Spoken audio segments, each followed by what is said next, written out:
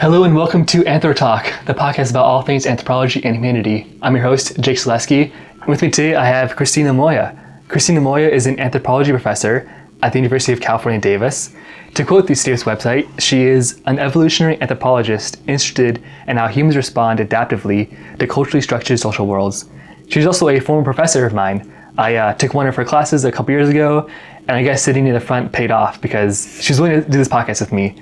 Professor Moya, Cristina, welcome to AnthroTalk. Thank you. It was a pleasure having you in the class, though. I try to make sure that even the students in the back of the class would have this opportunity. Oh yeah, of course, of course. There's a cutoff in the middle where you don't get any there you go. podcast opportunities. Well, first I want to dive right into actually the introduction and kind of ask you, what do you define as like culturally structured social worlds? Because that makes sense in theory. All our world is structured by cultures, but what do you mean by culturally structured social worlds? Yeah. I was wondering if that was intelligible. So I think what I'm trying to communicate there is that humans as a species are quite different from our close relatives in terms of all of our social worlds being colored, shaped by culture. And to somebody coming from a cultural anthropology or like a social science perspective, that's obvious. But I think that from somebody like being an evolutionary anthropologist, that means that I'm curious in how we got there and how that functionally changes the social interactions that we have in ways that would be quite different from what we see in chimps. And there are other fields of evolutionary social science where they kind of try to get as far as they can in understanding how we form friendships or how we form coalitions in ways that are kind of similar to chimpanzees or bonobos or other monkeys. And I want to kind of get at the kind of minimal differences that then are human specific, at least they are now, that maybe make the ways that we form friendships or the ways that we engage in intergroup interactions, or even the ways that we make reproductive decisions, which are so fundamental to fitness consequences, how those might be different because we are a fundamentally cultural species. So it's a kind of roundabout way of saying that, but that's what I'm trying to get at with that phrase. That makes sense, yeah. And so what would be the differences between like the cultural or social worlds of our closest relatives and us? Yeah, so they definitely are group living, right? So it is good to note that orangutans, chimpanzees,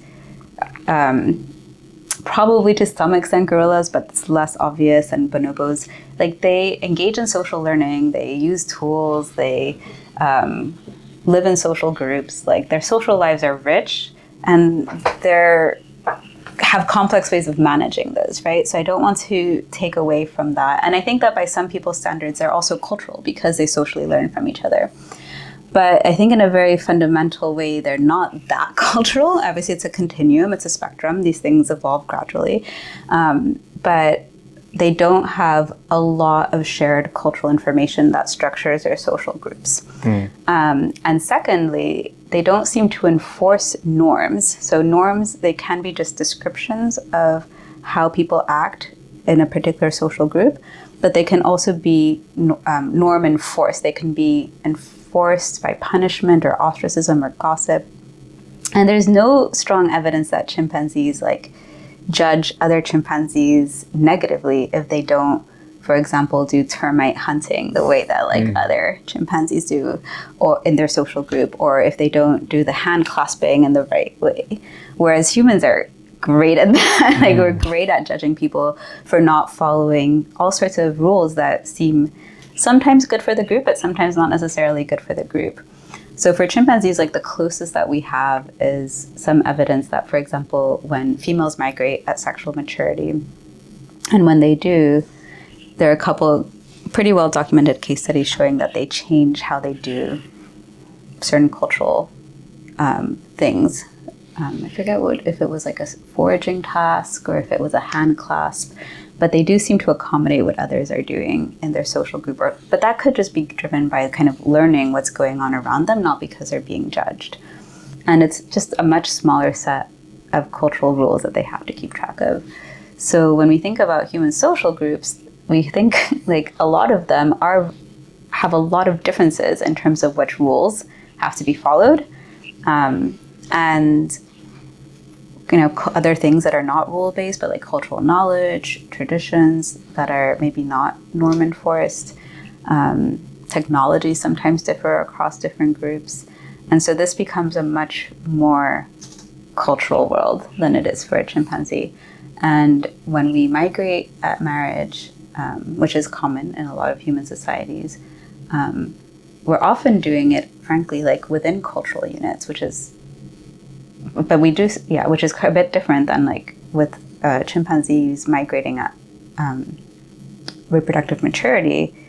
They will generally be moving kind of the only social group boundary that they have, whereas we have social groups that are culturally similar, we have social groups that are culturally distinct, and marriages in human societies tend to be within culturally similar ones. But we then also have these other kinds of intergroup interactions between more culturally dissimilar groups. So all of those are ways that I think kind of our evolutionary history then differs from, in the social case, from those of our close relatives. So it sounds like you're saying, if I can kind of summarize it, like a big thing is that humans have these norms in their cultures that maybe other species kind of have, but we really judge people for not enforcing those norms. In fact, I've heard that like one of the reasons that we're so empathetic, one of the reasons our empathy develops as a person is because like when we're young, we're often like scolded when we're mean to someone. And so we develop a kind of sense of like empathy for others. Oh, interesting. And then like that's why we kind of feel like nervous about hurting people's feelings. So maybe that plays into as well, like the judging, the punishment aspect of it. And that's pretty interesting. Yeah, I can't imagine like a chimpanzee mother telling their child to be nicer to somebody else in their group, right? I think there's some people would argue that like empathy is a human specific kind of psychological adaptation. I don't know enough about that area, but we definitely start enforcing norms on children, and children themselves in a lot of cultures start enforcing norms like in middle childhood, like around age 8 or so in some societies. Like they already start punishing people who are, for example, greedy in lab experiments. Interesting. But I don't have a strong sense of whether that's kind of like a genetically evolved intuition that we have, or if it's just something that's socially acquired. That makes sense. Yeah. My girlfriend's brother is 2 years old, and like I noticed that he copies things almost immediately and very accurately too, that people do. Like even like little like comments people make, he'll like copy it, or things they do. Yeah. So probably that's another aspect of it. We're so like so wired to copy others and what they do. Yeah. But that's pretty interesting. So kind of zooming back out a little bit with intergroup interactions, which is kind of a similar thing with this. What kind of are the factors? We talked about judging, we talked about punishment, we talked about movement between cultures, but in general, what are the factors that influence how we treat like other people specifically? Oh my gosh, a lot. So I've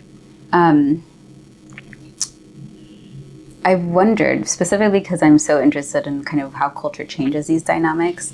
I wondered if, for example, part of the variation in how we treat other groups comes down to how culturally distinct they are and how difficult it is to interact with them. So, for example, this is a very silly coordination game, but if you're give a sense to your audience of what a coordination game is, it doesn't really matter if we as a society decide to drive on the right side of the road or the left side of the road, right? But we should be on the same side. Like we should agree on that. And there are a lot of cultural rules or norms that are like that it doesn't really matter if we decide that, the husband's family should pay for bride wealth or at marriage, or the wife's family should pay dowry at marriage, but we kind of have to be on the same side on that. Or how do we raise our children? Do we want to be very punitive, or do we want to be more relaxed about it? All of these probably are going to have kind of similar outcomes at the group level, even at the individual level, but we have to be on the same side to make it easier to interact with others. So one possibility that might explain kind of avoidance, at least, not hostility, but just to get to intergroup avoidance or kind of wariness about interactions with outgroup members, is that you want to make sure that you're not going to kind of fail to coordinate in an interaction. And most people who study intergroup interactions, I think, focus much more on like the higher levels of hostility, right, that we get. And that wouldn't explain it. Like just cultural dissimilarity shouldn't get you to intergroup hostility. Because it's worth noting that intergroup differences could also get you lots of benefits, right? There's a lot of reasons why you would want to interact across cultural group boundaries, because they have knowledge that you don't have, because they have resources that you don't have and you want to exchange with. And the evolutionary history of humans shows that, well, it's hard to detect sometimes exactly what's going on socially from the archaeological record, but the archaeological record quite deeply into the Paleolithic shows that we've been exchanging, or at least we've been getting goods from far away for quite a long time. So obviously there are these benefits to intergroup interaction that you wouldn't want to preclude with these kind of hostile, innate kind of intuitions. And I don't know, a lot of people presuppose that we do have these kind of like innate, genetically evolved intuitions to be fearful and then hostile to cultural outgroups. And I'm not sure that we have like strong evidence of that. Maybe wariness, maybe concern over this coordination. There's some kind of early developmental work suggesting that children, for example, prefer to interact with others who have the same accent as their parents. But the hostility, I think we need some kind of cultural props to get us there. And so is your question, let me clarify the question then in terms of if we start talking about intergroup hostilities, are we talking about what explains why some groups are hostile between each other or why some individuals are hostile across cultural groups? I would say it's good to start with individuals maybe. And as well as that, like, I think that like when we talk about intergroup hostility, intergroup here meaning like with one group and another group, right? Whereas intragroup, but it's like the same group, right? Just to clarify. Oh yeah, so if we're doing intra-group, yeah, it would be within a group. If it's intergroup, it's across groups. But I guess I was trying to clarify, like there could be norms of like, we might want to ask the question of like, why do different groups, so intergroup hostility, why are they hostile with each other? Versus within a group, why are some individuals more hostile to outgroups? So in both cases, it would be intergroups. At least that's what I was thinking. Yeah. I think we'll start with intergroup hostility. And whenever we talk about that, the first thing that comes to mind is the concept of tribalism, which I feel like is one of the, like, I'll say it's like a buzzword in the media. Maybe in academia, it's more defined and precise, but I feel like I hear people talk about tribalism in any context in which one group is mean to another group, like anything. People use it from everything from like, you know, like racism to like being mean to like a waiter at a restaurant, you know? So like, continuing our discussion on intergroup hostility, how valid of a framework or way of analysis is quote unquote tribalism for analyzing intergroup hostility? Okay, so there are then two questions that I haven't addressed. One is like, what explains like why some groups, like intergroup hostility, why some groups like go to war with each other, let's say, and then how good of a framework is the term tribalism for that? I think that even in academia, like the word tribalism has kind of waned. We could do like a Google Ngrams and see if that's true. But like actually one of my PhD advisor and one of my colleagues here at Davis, they have a paper from, I think it's like the 90s or early 2000s about human tribal instincts, social instincts. And I think it's not the best use of the word because the word tribe comes like from a history of anthropology in the 20th century trying to understand why we have social organization at different scales. And so we have social organization sometimes at the state level with a bunch of anonymous strangers that kind of agree to a political source of power, which is the state. We also then, that's a very large scale of kind of groupishness, right? Of potential group identities is like a nation state. And then we also have as humans, like much more commonly and across human evolutionary history, some sorts of loyalties to the people we tend to live with, for example, or a band. And so this term of tribe, I think, was meant, I mean, even different anthropologists mean it, different things by it, but like was meant to refer to something intermediate, something like a cultural group where there's a marking that people recognize as an indicator that you're members of the same cultural group, whether or not you actually know every person individually. And most of the people at this kind of tribal level wouldn't be your close relatives, and they wouldn't necessarily even be people that you're living with. And so it's worth having some sort of language to talk about that scale of organization that's very common in human societies, and that is fundamentally different from chimpanzee social groups. But it does sound like it's being used to talk about a much broader set of social identities, right? And I don't know how useful that is. And I think that part of the reason why people don't like the word tribe is because it also comes from a kind of history of trying to put different societies in kind of different scales of social complexity. But I think it's an open question of whether we have these something like tribal social instincts, if we do have any kind of genetically evolved predispositions to think about cultural group level as something that we should defend, that we should have an identity about, that we should defend, and that we should potentially be hostile to people who are not members of that social group, whether we call it tribe or not. Now, we also know that there is quite a lot of variation in how hostile people are at that kind of cultural group level. And, that's been a long-standing area of research in anthropology. So some of the factors that anthropologists have noted is like the extent to which there's resource scarcity or resources to compete over. But also you need a certain kind of social organization to be able to coordinate a large enough group of people to go be hostile against somebody else. So there is, I think, pretty good evidence that that kind of like hostility, organized raiding or warfare probably became a bigger incentive when you had like more amassing of resources, right? Or the ability to consolidate more resources and levels of political organization that facilitated coordinating a group of people to go get those resources. So that very obviously like increases with food production. But I think there's an open debate about whether foraging communities might have also had surplus resources that facilitated this kind of organized intergroup hostility. So I don't know if we talked about it in this class, but we know that, for example, a lot of foraging communities in the Pacific Northwest that had the ability to capture a lot of marine resources, oftentimes salmon runs and rivers, and then store them, develop kind of hierarchical societies that had political leaders that then did wage war with each other and even had slavery. And those were foraging communities, right? They weren't food producers. And there's a debate about how common that kind of social organization was even deeper in human evolutionary history, because most of the foragers that we see today have been kind of displaced into marginal lands. But that wouldn't have been true in the Paleolithic. Like they would have had, the world was their oyster, right? They weren't competing with agriculturalists and pastoralists.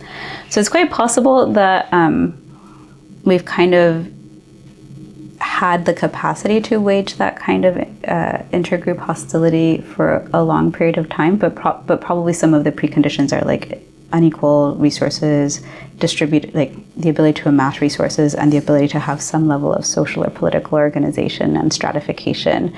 You don't have to be that stratified, but some amount of like specialization of roles to be able to coordinate like groups of people to go raid another group. At least that would have increased the incentives. So those are some factors. How it is used in the modern world, I think you should tell me more, because I don't understand why being mean to a waiter would be tribal, unless it's based on some like joint, like some identity that they don't or do share. How is that being used? I think in that example, it would have been like sort of like you're the tribe of these like workers that are here to serve me. I'm the tribe of like the customer. I've heard it more often, to be fair, I've heard it more often in political contexts, like tribalism in like different political parties, or tribalism in political beliefs. Yes. But I do feel like I heard it quite a lot in like the past few years. Yeah. I wasn't sure if it's like overused or if it's a good analysis.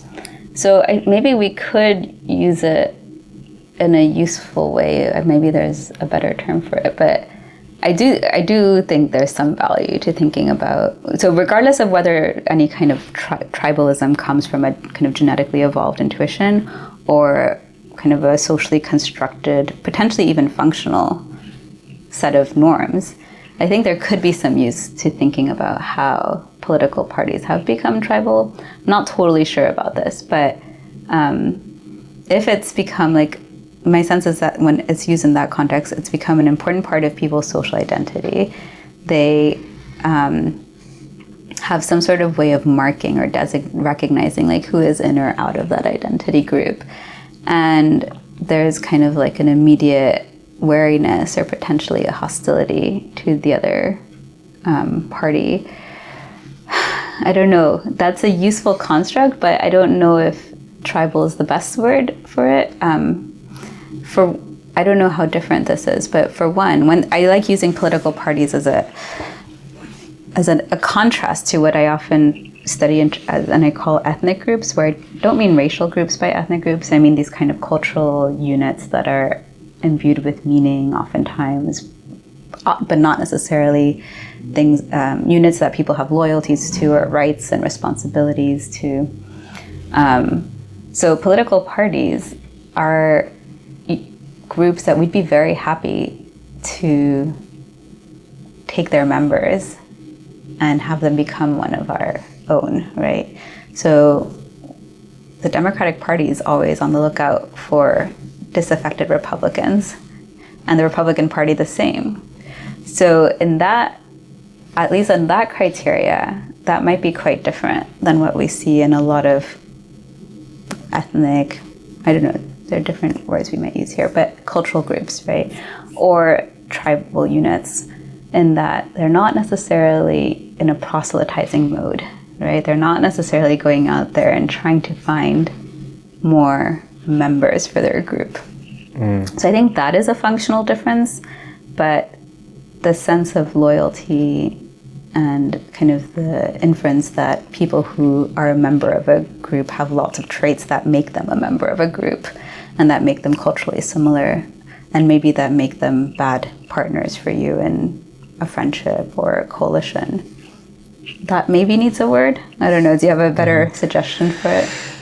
I don't, but that's interesting. I like when you're talking about how the tribes of the Pacific Northwest sort of developed like hostility towards other groups after they started accumulating resources, and after we started talking about politics, I wonder like, do you think there's any tie between accumulating political capital, like seats and regions and presidents, and like that, and then like hostile intergroup interactions, like the idea that you're taking away my resources, resources being like the House and Congress, the Senate, the House, like the city councils, the presidents, that kind of stuff, or does it not really apply? I mean, the incentives are parallel there for sure. In fact, it is very much, you're making me think of this concept of zero-sumness. Like, politics is 100% a zero-sum game, right? If a Republican gets a seat in Congress, that's a seat that some other political party doesn't have. There's no win-win here. True, yeah. And in that way, it's potentially motivates even more competition and less coordination and cooperation than what you would get between cultural groups. Because in some spaces, so it's true, the salmon being amassed or kind of the granary full of wheat or corn, like that's a great resource that is zero-sum. Like if somebody eats the corn, somebody else can't have it. If somebody eats the salmon, somebody else can't have it. So that is very much zero-sum in the same way that the political seats are. But there are other kinds of social interactions that could be beneficial, right? That could be positive sum, where, okay, why don't you make your salmon runs and smoke them, and then you're specialists in that, and then we'll trade you for, I don't know, this hunted meat that we have, some sheep.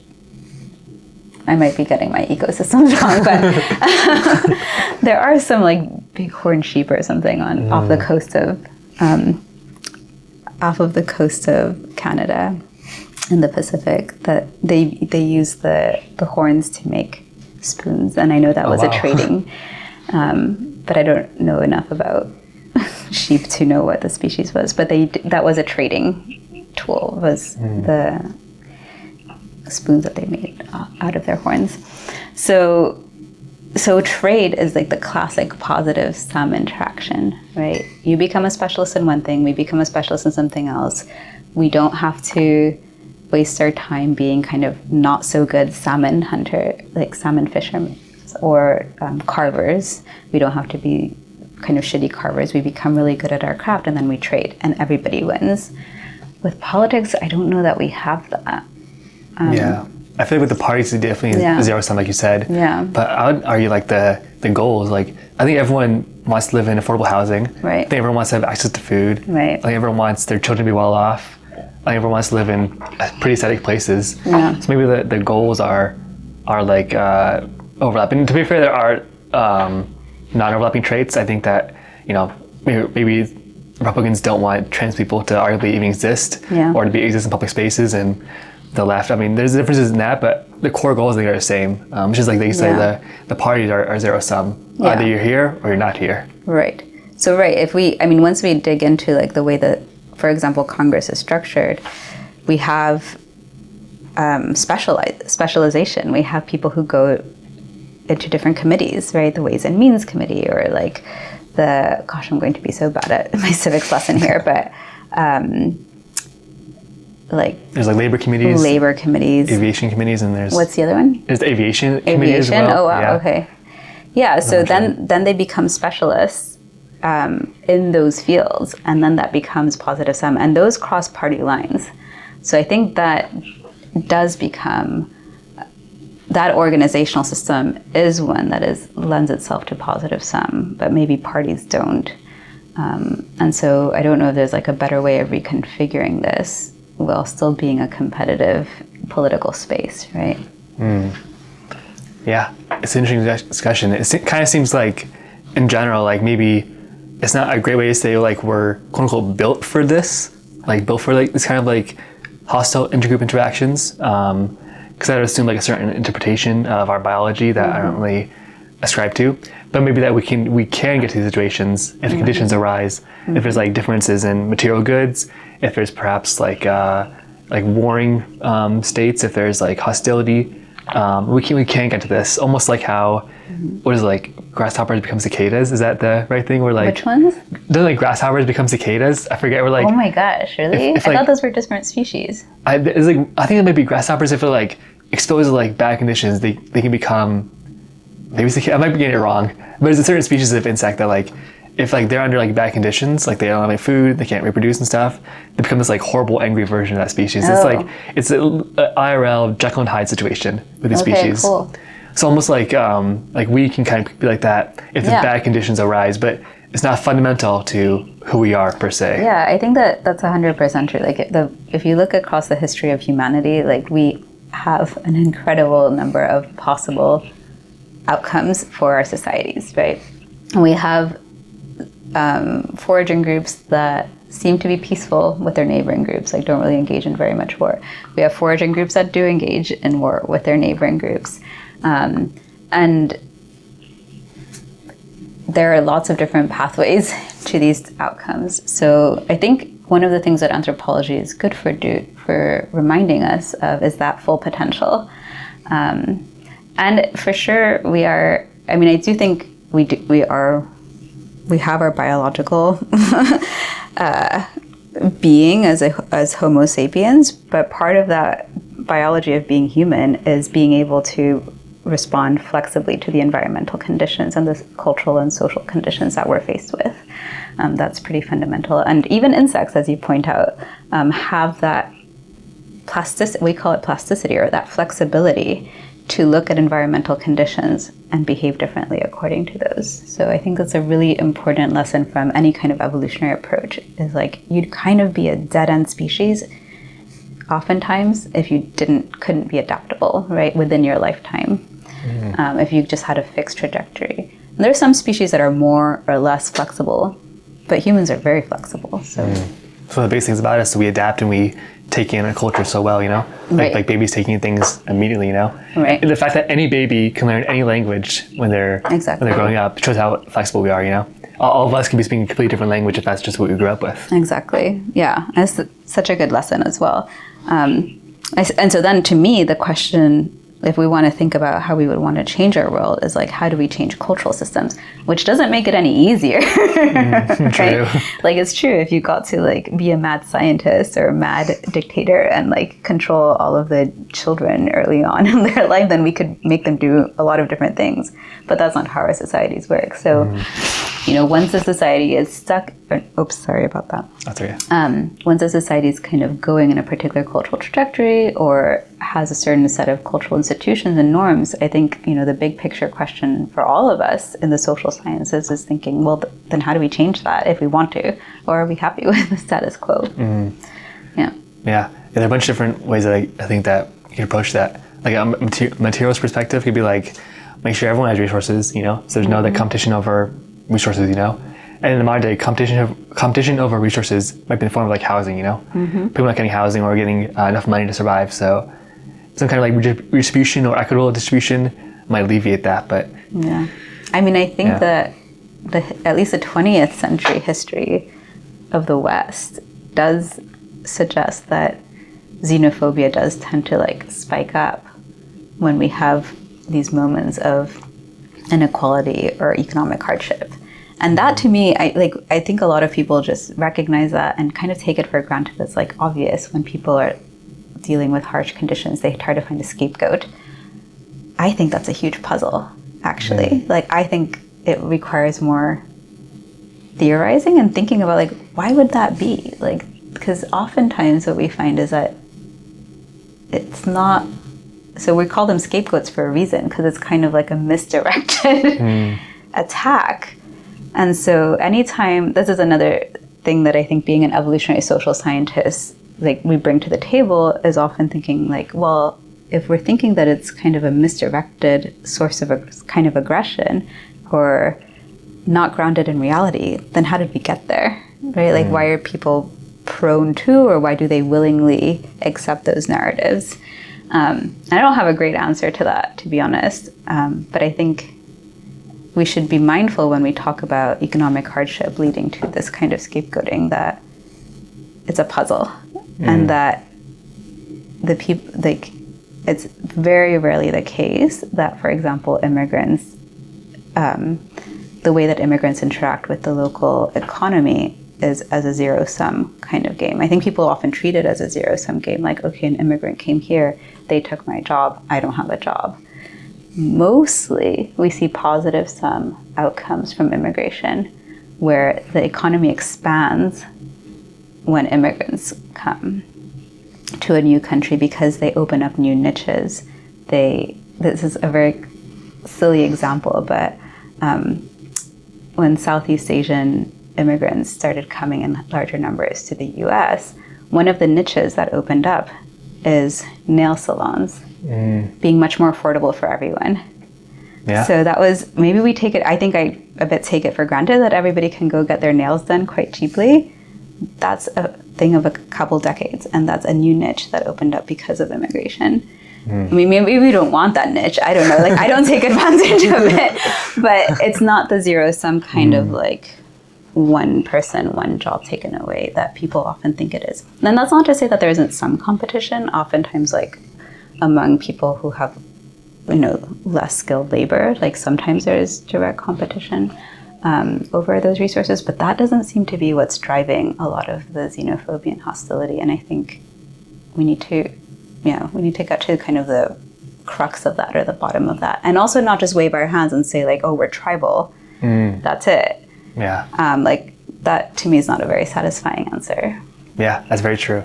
It's like sometimes it's negative sum for the undocumented immigrants to come here, because like if undocumented immigrant comes here and so works on a farm, they'll make obviously less than the value of the product, just because of how capitalism is structured, and so the more money will go towards the Americans. And they'll have more money based on the labor of the immigrant. And also the undocumented immigrant is paying into Social Security and Medicare and taxes and everything, but they're not getting anything back, because you need to be a citizen to get Social Security benefits. So in that case, actually the immigrant is losing compared to us, but they're winning compared to maybe they would have had before. So I think that would still be positive sum. We're definitely in the winning side of that equation, but it's still positive sum because they're still doing better. Or I think they might think they are. I'm not sure if they actually are, that they're doing better than if they hadn't taken these really hard jobs. That's true. They're doing better than they would have done before. Yeah. But not as good as the other side. Yeah. The hosts, like us, who are getting like really cheap food, for example. That's true. I think that'd be still be considered like as positive sum. Yeah, commensalism, both sides benefit. Right? It is, yeah, exactly. Or is that mutualism? I mix up the isms a lot. Also, I think that's. I'd have to double check on this, but I'm pretty sure you're hitting on just like different disciplines using different words for the same thing. Oh, really? Because I think positive sum is probably like what economists would say, and a mutualism is what like an evolutionary biologist would say. But I think they're the same idea that both individuals or organisms or whatever benefit from interacting with each other. Even if one of them benefits more than the other, that's still okay within mutualism. Yeah. That's true, yeah.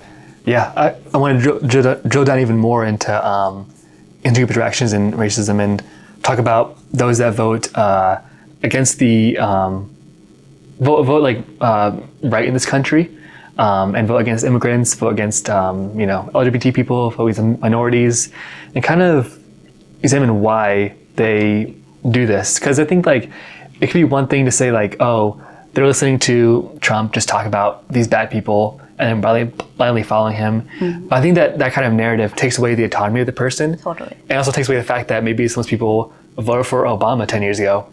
And as well as that, like the number one candidate, I think the number one or number two candidate that Trump supporters would support on the Democratic side would be Bernie Sanders. So like these Trump supporters also would vote for Bernie Sanders potentially too. So they don't just care about like hurting people, obviously. I think it takes away their autonomy, it takes away their personal beliefs, takes away their history. Yeah. So like, what kind of analyses can we further do to kind of understand why they vote this way? And I said like you're not quite sure, but like I think would you say it probably ranges from like personality factors to like economic factors to culture factors, or like what can we do to kind of understand why people think this way? Yeah, I think one thing that we should start with is recognizing that the political coalitions in this society are weird. And so like I don't think there is a single Trump voter, just like I don't think there's a single Harris or Biden voter. I will admit that I was celebrating out in Sacramento when Biden won. And I was surprised by the diversity of people that were celebrating with me, right? So we're big tents. True. And I think that's true for the Trump voters as well. So I suspect that there's like some group of Trump voters who probably wouldn't ever vote for a Democrat. And they're motivated by I don't want to take away their agency. I 100% agree with you on that. But there are different motivations that, if you really bent on a certain idea or attached to a certain idea of how families should be and what gender roles should be, then the Democratic Party might represent to you kind of a loosening of that valuation of family and reproduction and traditional gender roles. And I think that's going to be a really hard sell. But it could be that, people hold lots of different values, and it's hard to decide, like, how do you prioritize how much I care about gender roles, how much I care about my housing, where my food is going to come from tomorrow. So maybe they are movable, but I do suspect that some people are not. And I think that's true in the Democratic Party as well.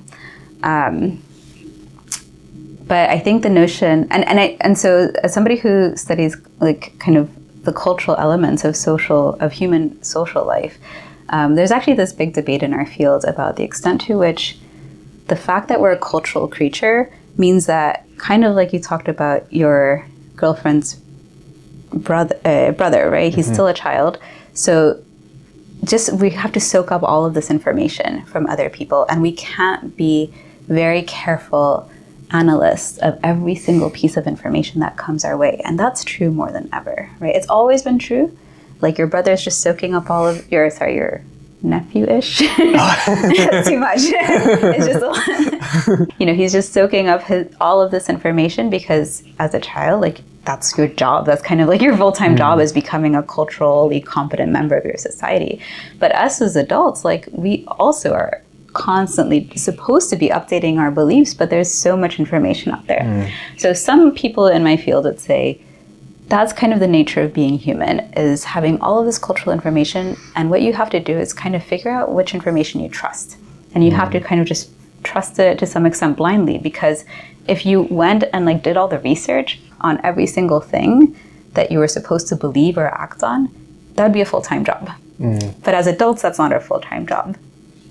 Okay, so then by that argument, we kind of are just going to get some things wrong. We're going to socially learn because it's easier, cheaper, and we're not going to be able to analyze it all. And what we're doing is just figuring out, who do we trust? Okay, we take that information. There's another camp that suggests this seems like a really bad idea. Like, this is a really bad adaptation. Yes, we're a cultural species, but we have to be like more selective about this information, because otherwise people will be duping us left and right. And so humans are actually much better than we give them credit for in terms of figuring out who we can trust, what information seems reliable or not. I think those two, I'm a little bit segregating them as different camps, but I think they have to be reconciled. Like, I think both of these things are true. We are culturally learning because it saves us time, but we can't be so dupable that people are going to take advantage of us. And where those two meet in our psychology, I think, is still under debate. How this relates to how people form their political beliefs, I mean, I recognize it within myself, and I think of myself as a scientist, but it is impossible to verify every single piece of information. So I definitely think that people are discerning who's a trustworthy source, and then kind of accepting a lot of things from that source, right? Maybe if they go too far and say something that seems kind of a red flag, doesn't seem to jive with your intuitions, you might put a flag on it and kind of check that, but you're not going to check all of that information.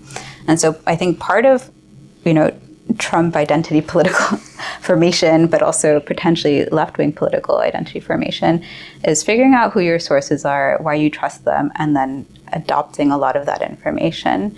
And I think that a couple things have lend themselves to people trusting Trump as a source.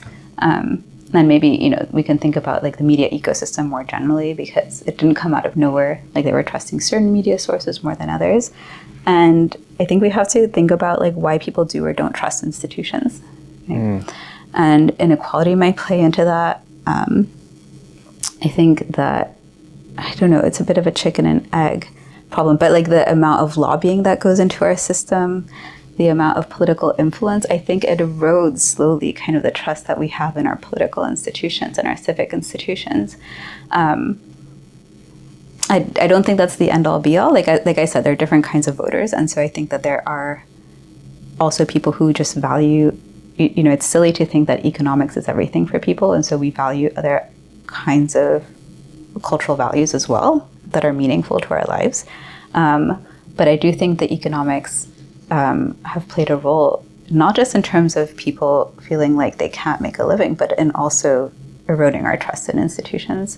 And so therefore, like, whatever the CDC says doesn't matter, they're captured. And actually, there have been critiques of the CDC from lots of different angles, from lots of political angles, for example, in how they managed the COVID crisis. I don't know how we rebuild that trust, but I think we also have to think deeply about us as a society that accepts that people are going to disagree about some scientific questions. Like, what is the best way to deal with a pandemic? It's really difficult. It's an unprecedented, like, modern phenomena, and people are going to disagree about what is the best course of action, what is the best policy, and to some extent on the facts of the matter, especially early on. And we have to agree on how to disagree about those things and how to come back to a consensus in a way that doesn't erode trust in our institutions. I don't know how to do that, but I think that's the challenge, right? I mean, I think you're pointing out some things that we could probably agree on would be great, like getting money out of politics and having less lobbying influence, which does nobody any good other than the lobbyists. It's just called corruption in other countries. It's exactly. It is corruption in other countries, but here it's okay because it's out in the open. Exactly. Open secrets, but don't talk about it, Yeah, and it means that some politics is not always for the public good, and it should be, right? Yeah. Yeah, it makes a lot of sense. One more question on this point. I'm curious as a whole, obviously you're do you consider yourself a cultural or evolutionary anthropologist, or just anthropologist, or both? Oh my gosh, I do both. So in Davis, we have this weird division between the cultural and the evolutionary wing, and I'm on the evolutionary wing, but I study cultural phenomena, so yeah, take your pick. I see, anthropologist. Yes. As an anthropologist, do you think that kind of like, you touched on this a little before, but do you think that people kind of go about politics and how they see the world and how they not change the world through the lens of who they trust and who they choose to adapt to, and then from there they filter out like economic realism, political messages, all that? Or do you think that like who people trust and their instincts is just one kind of factor along with personality, economics, messaging, all that stuff? Yeah, it's one factor, but I think it's a really important one that's like understudied. I mean, people talk about like charisma for like personality. I'm assuming you mean like of the politicians, or personality of the person. Of the person. Like some people are more trusting, more conscientious. I see. More agreeable than others. Yeah, but I'm not sure. Like I'd be willing to bet, but probably some psychologists have data on this, that like conscientiousness, for example, as a personality trait, like would not be politically structured. But maybe I'm wrong about that. It's a good question. I don't really know. Yeah, I'm sure somebody has data on that. I wouldn't put openness probably. Openness, yeah. And then that's a kind of like a feedback loop also. Because I think we often think of personality as like some sort of like genetic source of variation, but like it probably is influenced also by where you're growing up and who you're interacting with. So no doubt in my mind that like openness to new experiences is going to, you know, map on with certain political ideologies. Maybe not exactly the parties, but elements of the parties, Yeah. It's a interesting topic, and I mean, people study this their whole lives, so there's definitely more to talk about. So another thing that you study is kind of reasons for reproduction and how different things impact reproduction.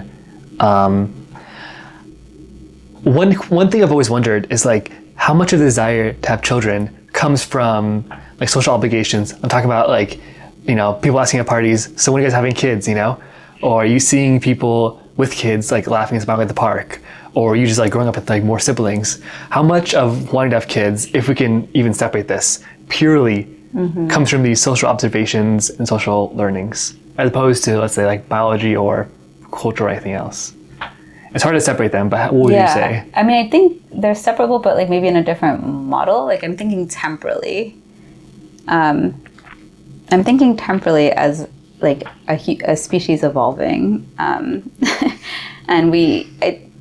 I think it would be impossible for us not to have some kinds of motivational roles in there, kind of like any other chimpanzee would, for engaging in behaviors that would lead to kids. It might not be kids themselves, but I suspect that there are some kid-motivated like intuitions that we have. It's kind of hard for me to have like strong intuitions about this because I'm not kid motivated. I'm not either. but I think that it would be wild for our species to have gotten where it is without some motivations for behaviors that led to kids, and some of that might have been specifically liking being around kids. But having said that, like figuring out, I think this is where humans being a cultural species comes in again as part of our biology. Being cultural interfaces with our reproductive decisions in a way that generally I think has not been as maladaptive as it is now. And by maladaptive, I mean that people like me anyway, but like a lot of people around the world are choosing not to have kids, and that's for reasons that are not fitness maximizing. Like they're not good for your fitness. They could be fine for other things that make, you know, we could be happier maybe, I don't know, or we could be more better for the world, or we could be better adjusted. There could be other things that are good about not having kids or not having very many kids, but it's definitely maladaptive in terms of fitness, right? And that's all I mean by that. So how did we get here? And I think to me, it's not that surprising that our cultural learning extends to figuring out how many kids we should be having, when we should be having them, how we should be taking care of them, because we've lived in very diverse ecosystems and cultural worlds. And sometimes the best thing that you could do is have 7 kids. And sometimes the best thing that you should be doing for that kind of situation is having 3 kids. So add to the ecological variation the fact that we need social support to raise kids. That means that you need to be on the same page as the rest of your community or whoever is going to be supporting you, right? If your community is going to be supporting you, or your grandparents are going to be supporting you, or your siblings in raising these kids, then they start having a say. Like, do you get to have 5 kids? Do you get to have 10 kids? Or do you have to have fewer?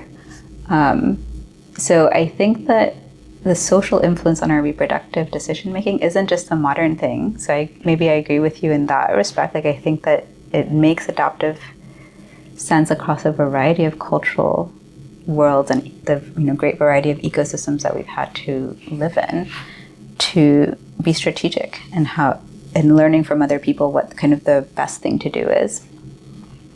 But I also think that we, as kind of just a biologically evolving organism, probably do have some motivations kind of in the direction to having kids. But something that's wild about humans is like, and I think this does come down to being a cultural species, is that we can get new motivations for really weird things, right? Like, we can become motivated to like collect stamps, or we can become really motivated to get a PhD. Oh, true. Or do this. Like, that's Yeah. wild, right? And so perhaps, that's to some extent that's the puzzle. Perhaps it's not that puzzling, but like the fact that our motivations for having kids can be overridden by all of this social input is pretty amazing, especially to the point of not having kids at all. Yeah, that's very true. Are you familiar with the antinatalist movement? Like even the voluntary human extinction movement. Yeah, the whole like spectrum of it, from like those that like just don't really feel like having kids to like those in the middle that choose not to have kids because like they think the world is not improving and kind of heading towards climate catastrophe, to all the way to, like you said, voluntary human extinction, where people are hoping that other people don't have kids and telling people not to have kids. Right. Does that also, I assume that also plays a role into how people choose to have kids, right? If they like involve those movements that can maybe drown out the voices of like the parents or grandparents or cousins that are telling them to have kids. Yeah, so one of our colleagues here at Davis did a study showing that people expect their peers to have more antinatalist advice than their parents, right? So a woman's mother, I think is the way she did the study. A woman's mother, people expect her to have like more child promoting kind of ideas, but peers don't have a vested interest in your having children. In fact, might not want you to have them because then you're going to be more busy. True. I don't know.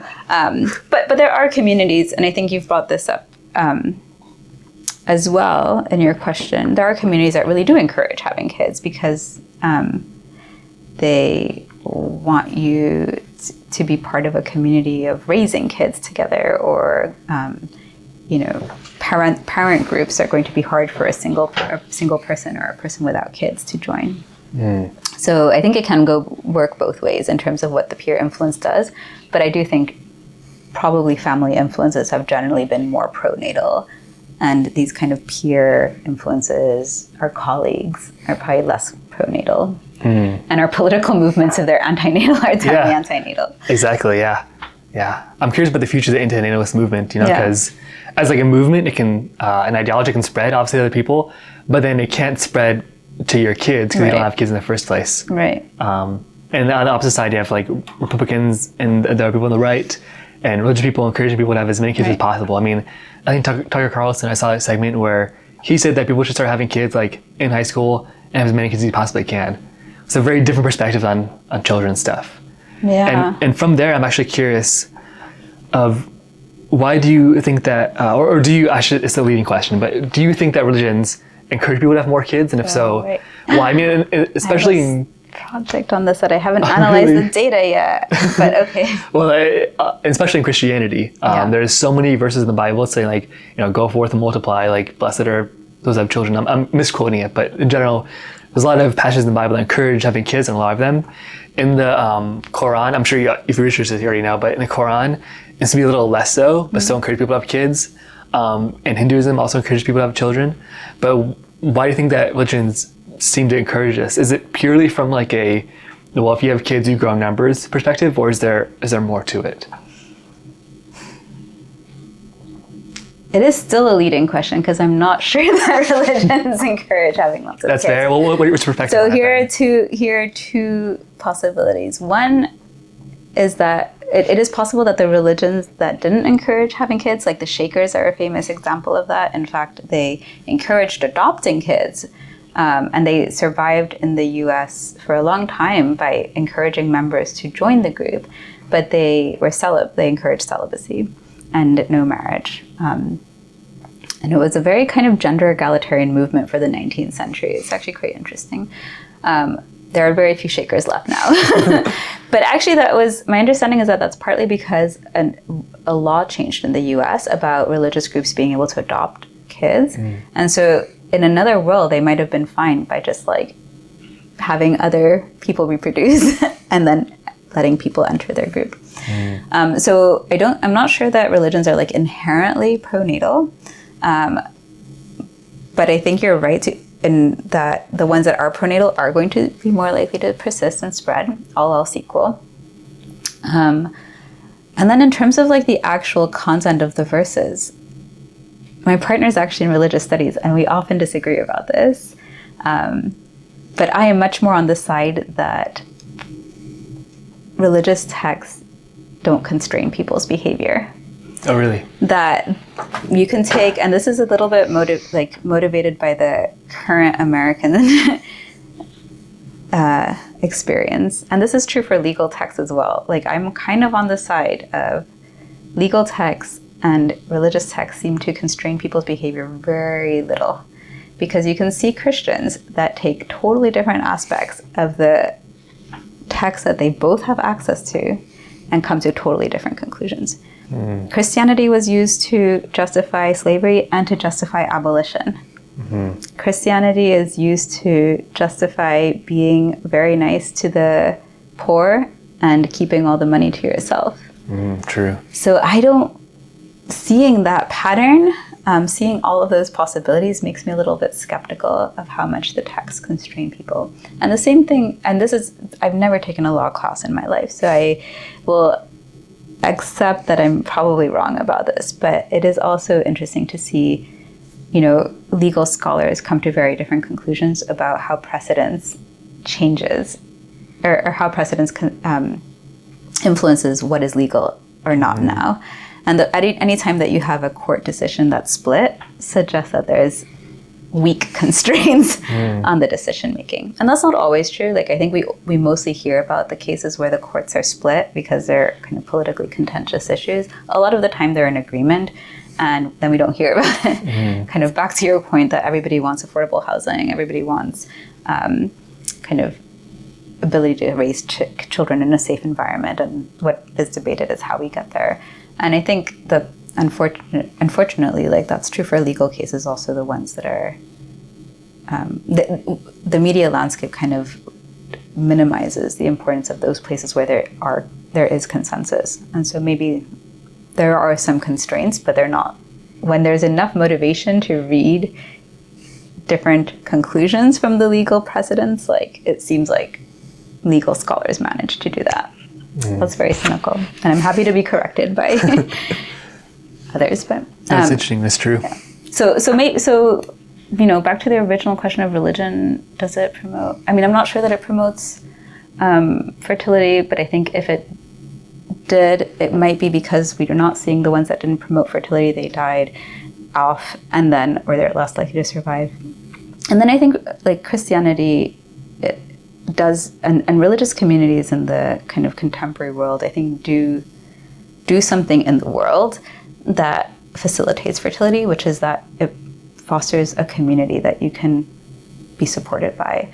And in a world where we don't really have, like, our family oftentimes living around us, we don't have very many other forms of social support, the state doesn't really provide a huge safety net, like, having a community of people oftentimes organized around a religious institution, that are willing to come to your aid if the shit hits the fan, or if you need a nanny or somebody to take care of your kid, anything. Like, I think that also gives people kind of greater freedom to exercise their reproductive choices, particularly in the direction of having children.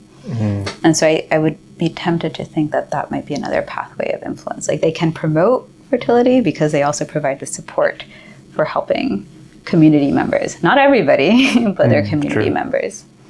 That's true. I didn't think about that. They provide, like you said, like almost like, you know, a better environment to raise children in than the people that aren't in that community sometimes, you know.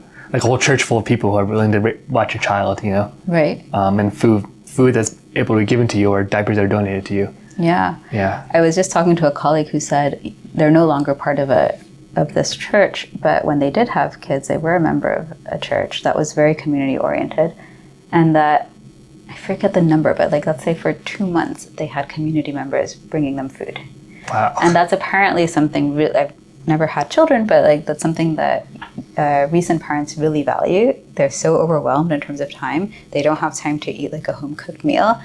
Having your community step up for you in that way, I think, is huge. And we don't have currently other ways to organize ourselves, or they're not very common, other ways to organize our communities into these kinds of communities of mutual aid. Yeah, that's very true. I'm not religious myself personally, but one thing I do like really support about churches is how much community they provide, you know? Like having a place on Sunday to go see your friends and stuff is nice, and having food after, you know? Especially in a world where people report loneliness more and more. Having a community is definitely a really nice thing. I'm not saying it has to be in a religious context, but the community aspect, I think, is definitely lacking in society today, which is probably why people gravitate towards that more. Yeah, and I something, I'm also not religious, but I also value that, and I have been asking myself, like, what is a secular replacement for that? And we haven't really figured that out. And I think the regular, it doesn't have to be weekly, but the regular meeting is also key. It means that you to the fire. You have to show up. You constantly form those connections and reinforce them. Whereas if it's just kind of like a little casual meetup, you can come if you want. You don't have to. It's very easy to say like, oh, I'm too busy this Sunday. Oh, I'm feeling very tired. Like, I'm not going to show up. So I don't know what a civic organization looks like that is this kind of regular meetup and a sense of responsibility to your community. There probably are some. I don't know, like in Davis we have like the Odds Fellows, for example. Oh, yeah. I don't know if that's only for men, but they are somehow like civic organizations that I think are not religious, that maybe could make a role for that. Maybe book clubs. I don't know, but I mean, are people also obligated to their book club members? I don't really know. I don't think so. We gotta have bowling clubs that like have punishments if you don't show up. You know, go that day, or at least like side eye if you don't show up. Oh yeah, right? Sure. It's true. We missed you today. But yeah, continue talking more about people not having kids these days. I want to talk about demographic transitions. Yeah, which I think is really interesting. I used to study environmental science, and back then we also studied that as well. And if people are familiar, the demographic transitions are basically when kind of societies start in different stages. It seems to be a bit like condensed and universalized, but the idea is people studies start with like sort of similar birth to death rates, and the population stays stagnant, and then medicine prevails or better conditions prevail, and the birth rate goes up, and the death rate goes down, and then the population rises for a bit. Then eventually the birth rate goes down and death rate stays down, so population goes down. We see this today in countries like Japan, Germany, the United States. In terms of the United States removing immigration, we see that as well. I think Spain as well. You see population declining nowadays. Death rate staying flat, even getting lower too, but birth rates going down. And you also see other countries, African countries, Middle Eastern countries that see birth rates go up, and populations are going up. And India as well, I believe. But anyway, I'm curious, these demographic transitions we see in the world in more and more countries today, are they inevitable? Are they like going to happen to all countries at some point? Or is that kind of more like a, I don't know, but universalizing view of it? What's your perspective on that? I literally taught a class a couple of weeks ago on this and updated kind of my information about it. And I was surprised to see if you just divide up the world into countries that have above replacement fertility versus below replacement fertility. So above replacement, the population would be stable, with not counting immigration. It would be able to reproduce itself or maybe even grow. Below replacement, it would be decreasing. So that threshold is like about 2.2 kids because you account for, some mortality and infertility and so forth. Almost every single country in the world today is below replacement. Really? Yeah. So you mentioned some relatively wealthy countries like Germany, Japan, and Japan is like notorious for having such a low birth rate that like they're anxious about it. Yeah. In terms of the economic consequences. And South Korea too nowadays. South Korea. But almost every country in the world has a below replacement birth rate, except for several sub-Saharan African countries and a couple in South America, like Bolivia. But most of Latin America is at below replacement. Oh, I know that actually. Yeah, I was also a bit stunned. And I did like a little one of these quizzes and also started. Wow. So, when did that start happening? Was that like a modern thing, like 10 years thing, or is that like a...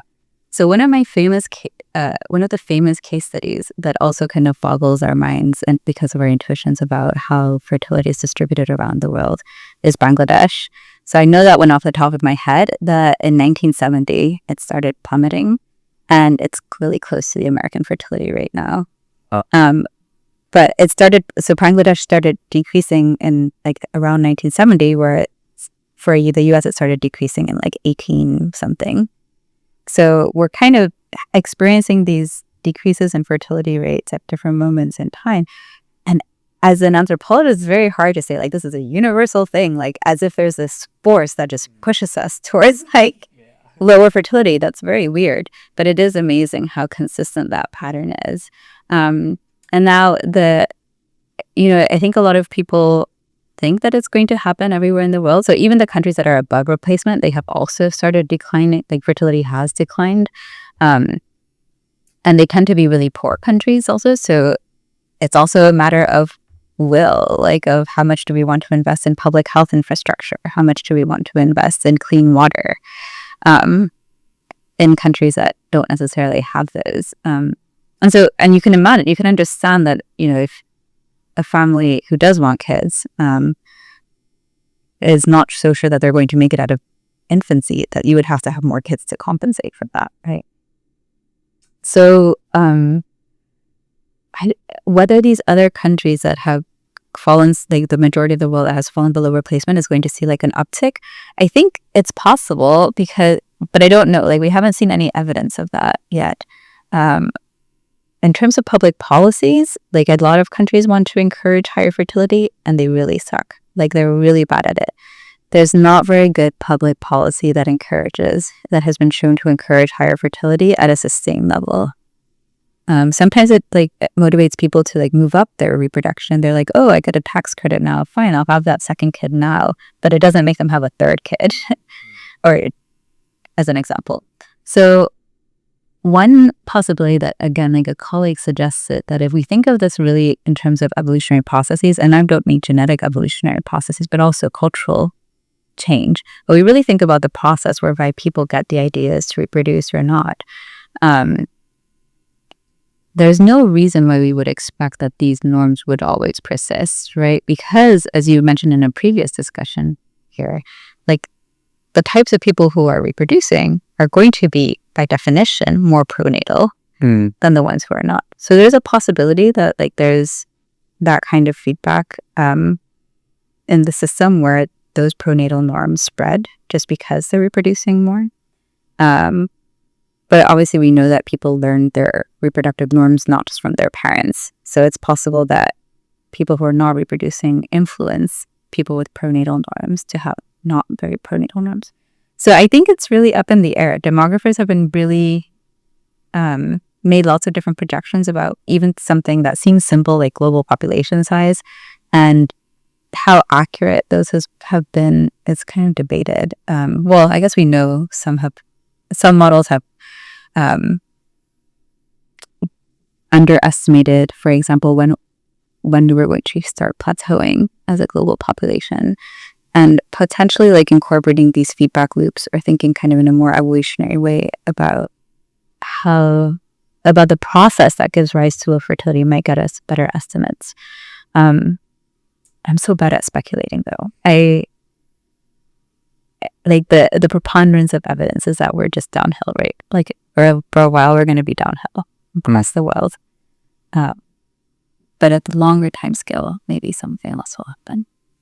Yeah, it's hard to predict. I mean, demographers, how do you say it? Demographers, they couldn't have predicted the Black Death, Right. and that's increasing your population. Yeah. It could even predicted birth control being invented too, so it's hard to know stuff. Yeah, it's hard for me personally. There's a bunch of reasons I don't want kids, but one of the reasons is economic, and so look in the future. I don't think the future looks too bright in terms of like climate change and war and stuff. I'm not an anti-natalist. If you want to have kids, I think it's great for them. But personally, that's one of the reasons I don't want to have kids. So I wonder if it's other people too.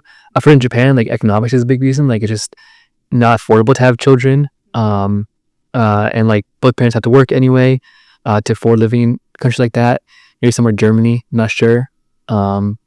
But how much do these like factors in your view influence the population trend going downwards? Like, economics, personality, movements, like all this kind of stuff.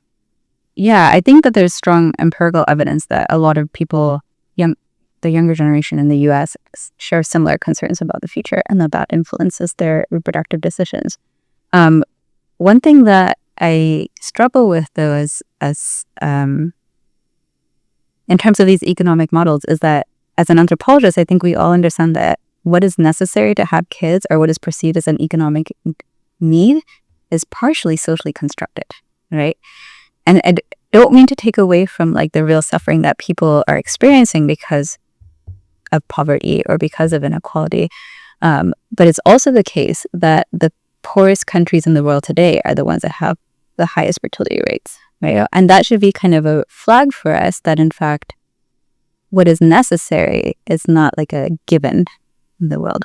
And I've heard people say things, this is definitely privileged people, but saying things like, well, I need to move to a bigger house. I can't afford it, so that the kid could have their own room, or so that the two kids could have their own rooms. That's not a need. That's a socially constructed. I mean, it's a need, but it's a culturally constructed need. They're not going to die if they don't have their own room. And in many parts of the world and for much of human history, kids don't get their own rooms. Right? So that doesn't mean that we shouldn't think about as a society, like what do we want to be able to provide to children, to families, to make it easier for them? What kind of world do we want to produce in the next generation so that, the existential threats of like climate change and international warfare aren't weighing on people's concerns? And they're just like, humans are going to exist in 500 years probably, whether or not we reproduce or not. So we have a vested interest in like making sure that people a couple hundred years from now are not suffering.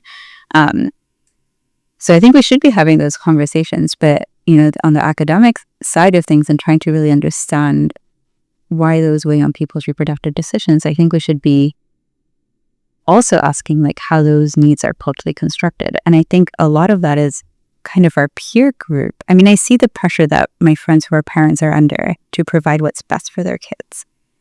And what they think is best is a lot. And what they think is necessary for their kids to be competitive in a very unequal society, where they want their kid to be economically well off by a certain kind of living standard that's culturally constructed, but it's a very real concern, right? Yeah, it's very different than maybe how we saw kids 100 years ago. Exactly. 150 years ago, we had like 7 kids and like 2 or 3 made it to adulthood, and the kids kind of worked on like the farm a lot. Yeah. Yeah, the farm, or like they didn't have to go to college. Like you didn't have to subsidize them for 20 or more.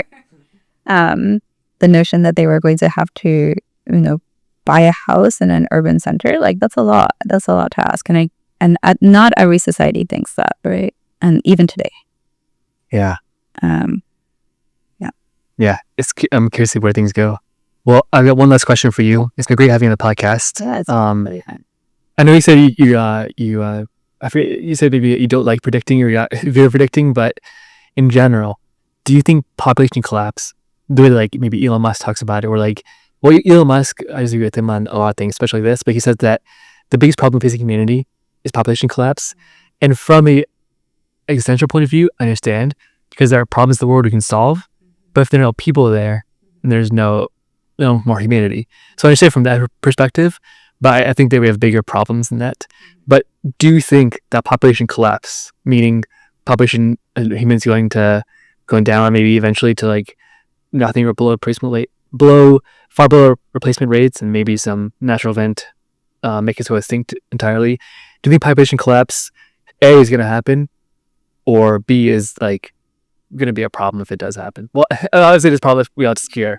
But do you think it's actually gonna? I'm not rooting for human extinction, for what it's worth. There. But do you think it's actually gonna happen also? Yeah. I mean, it is. So a demographer colleague of mine actually did just share some like really simple simulations about how quickly humans can go extinct if we just assume below replacement. So it's definitely like a theoretical possibility. It's one that I'm not worried about because so much of the world is above replacement and because the population is the highest it's ever been, right? And so I don't actually worry about human extinction. I worry about humans living a good quality of life in the future. And that might mean not going to a very low level. Like if we take the really long view of this, like humans lived at very low population densities.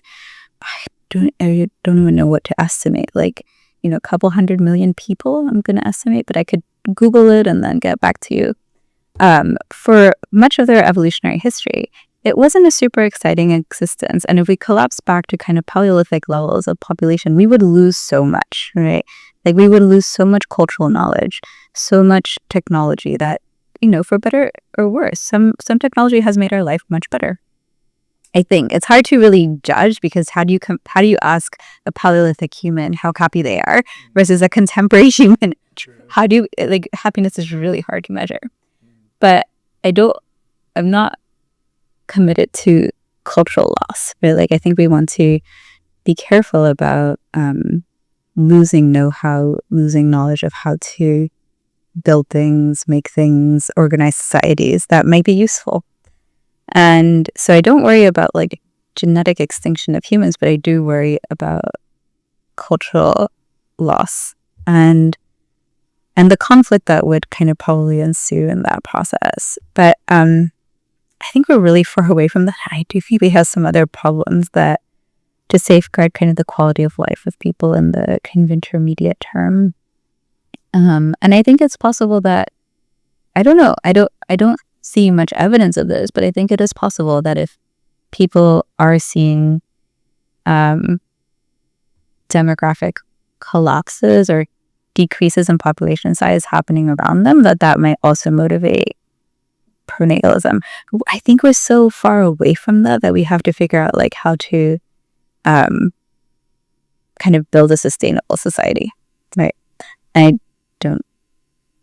We have had things that are parallel to that. So like a lot of Native American communities experience demographic collapse in the face of contact and oftentimes, conquest or genocide. Even in the 19th century in California, it was a quite brutal process. And so we kind of saw some of it and documented some of it.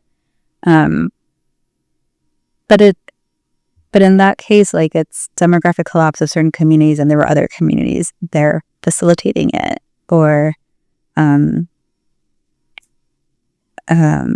potentially being, some sort of might have influenced decision making about whether to reproduce or not. But there was no evidence at that time that kind of led to more motivations to reproduce, for what it's worth. So I don't know. I think it could be a problem for the future. We have, over 8 billion people on Earth right now. We have a lot of places that are above replacement. Most of the places that are below replacement are not that far below replacement. I think we could have a well-adjusted population that's below what we currently have, and still not suffer like massive cultural loss. So I don't know. Maybe I'm just not as big a picture of a thinker or future thinking enough to be worried about this very existential threat. But I don't think humans are going extinct, but we might suffer a lot in the process of population loss if we don't manage that well. Yeah. What do you think about that? Like, what do you think about population collapse? I don't think it's going to happen. Like you said, I actually never thought about it, but the fact that you said that we're at the most people we've ever had, ever, and that puts things in perspective, that I don't think we're going to have extreme population collapse. I think that, like, there will be people that want to have kids, just like there are people who want to have kids now, and so I think they'll just continue to grow, and maybe the population will go down, and we do have to take steps to preserve cultural institutions and stuff like language. If a culture dies, and we have to make sure language doesn't die with the culture. But I don't think population collapse is going to be a problem. Certainly not more of a problem than what we're doing to ourselves. That's it. Yeah. I guess like language loss, which is happening all the time. Like, it's the least of my worries. There's so many other forms of like institutional knowledge that I worry about, or economic consequences. But yeah, things will happen. But I'm not sure how much. But language loss is definitely going to happen because it's happening like every day. It is, yeah. And then there's efforts to preserve languages, which I'm glad, and preserve knowledge. It's crazy how many I've read a book about like the history of culture. It kind of like tying culture back into modern examples. It's crazy how many like libraries of knowledge have just disappeared over time. Obviously, Alexandria is the most famous one. Yeah. But there's so many libraries of knowledge that have disappeared, and we'll never know. We don't know what we don't know. Exactly. So we'll never know what is in that content. Yeah. And I mean, we face this other kind of problem, which is, even if we do have all the books or everything digitized, like, how do we search that space and make that space searchable for people in an efficient way? As back to the conversation we were having earlier, like, how it's not the lack of information that I think is driving kind of disagreements today. It's different ways of accessing the knowledge base that we have. And there's always uncertainty, right? Something else that I wish I could communicate more clearly about to a general audience is that there are, like, the scientific process is, yes, about producing knowledge, but also producing knowledge with uncertainty a lot of the time. And that's okay. Like, hopefully we become less uncertain, but it's very rare that we have like a definitive true answer, and especially in the social sciences, but also in the natural sciences. And that doesn't mean that it's a broken process. It means that it's a process. So I don't know if I did this in your class, but I do have pretty much in all of my classes a question that's like on the exam, that's something like, things that I've taught you in this class will end up being wrong. The right answer is yes, and it's okay, right? Like, I'm not an authority figure on everything, and even if I was 100% correct representing the state of the current state of knowledge, it's going to change, and that's okay. And so I think that's these are important for like how do we build up trust in processes of knowledge production, knowledge maintenance, knowledge organization, in the face of just so much of it. Yeah. Some minor attempts. Yeah, one minor attempt to this podcast. I mean, the reason why I'm trying to interview mostly professors, also open to like authors and documentarians and all that kind of stuff. So I feel like there's enough armchair anthropologists in the world, enough people who just like kind of like sit and like speculate about the world and go on, Joe Rogan show or Theo Von show and just say crazy stuff that sounds crazy and that gets abused. I'm trying to have like a more like detailed process of this, and eventually I want to have like, ooh, the camera died. Well, it'll go to camera after, I guess. Eventually it'll go to eventually I want to have like, fact checkers, with like a Excel sheet with like all the facts in the episodes. Yeah, if that fact checkers read it. I know I said my colleagues and I didn't give you names, but I'm happy to provide some of those citations as well. I'll show you in the description. Yeah. But yeah. Well, with the camera deciding it's tired of giving us a message. Dr. Cristina Moya, I thank you for the podcast. Thanks so much, Jake. It's been really fun.